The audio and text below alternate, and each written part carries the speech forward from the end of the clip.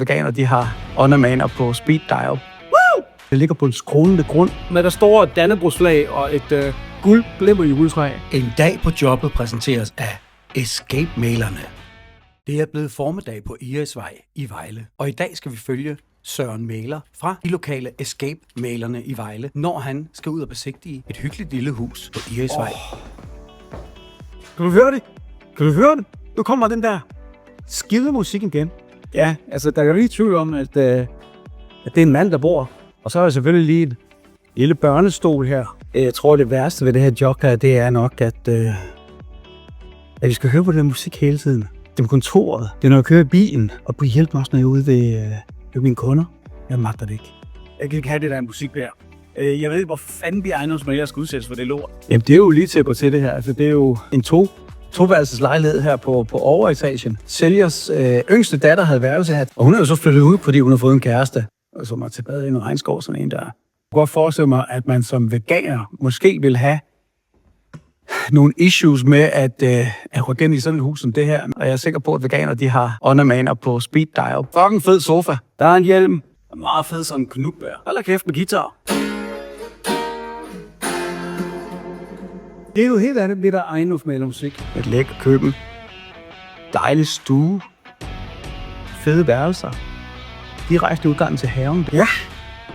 Vi har 174 etagemeter, og så er der 87 kvadratmeter. Men når man rykker på boligsiden og søger, at man gerne vil have et hus over 100 kvadratmeter eksempelvis, så popper det her hus ikke op, på trods af, at det ligger i det lækreste, hyggelige lille villakvarter på en lukket vej. Det er sgu ikke så sjovt, at folk de bor.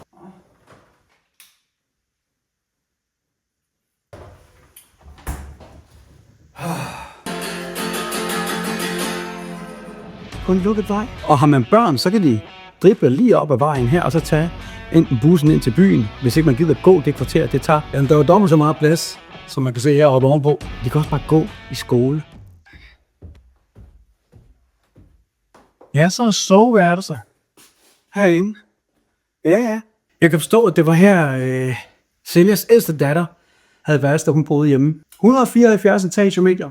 Underetagen, overetagen. Der får ikke kontoret. Fedt. Og man lige slænge sig der og se fjernsyn der. Og ja. Og en hjelm. Og computeren chat. Browser history. Og man kan have hemmeligheder for sådan som os. Ingen hemmelighed. Garderobe. Så er det. En massagebriks. Der er så sgu meget op med hans browser-historie. Ja, damer er det lort. Fedt, man kigger lige ud i haven. Mega fedt. Og skal man gå direkte ud i haven, ud for brødbassevang. Så folk, jeg tror, det er ingen kælder. De kan bare tro dem igen. Det er sgu en underetage. Woo!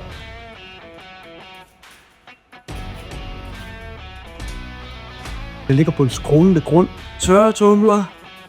Vaskemaskine. Rystepusser. Hold kæft, mand. Der er et depotrum med der står et dannebrogsflag og et guldglimmer juletræ. Jeg magter ikke mere af det der. For helvede. Og lige nu kan jeg sidde og kigge ud på en lækker træterrasse i niveau med stuen. Det er en hel rum ekstra. Jeg tror, man vil undre sig over, hvad folk stiller af spørgsmål, når man er med ude på en fremvisning. Det er helt vildt. Der er en pudset facade. Den er renoveret for 3 år siden. Der er en dejlig grund. Der er en dejlig græsplæne. Det er meget nemt at holde den her grund. Der er en carport derude. Der er et helt værksted, hvor der holder motorcykler. Men det er det, man ikke ser, hvis man kun kigger på boligsiden. Det er det gode ved Escape-mailerne.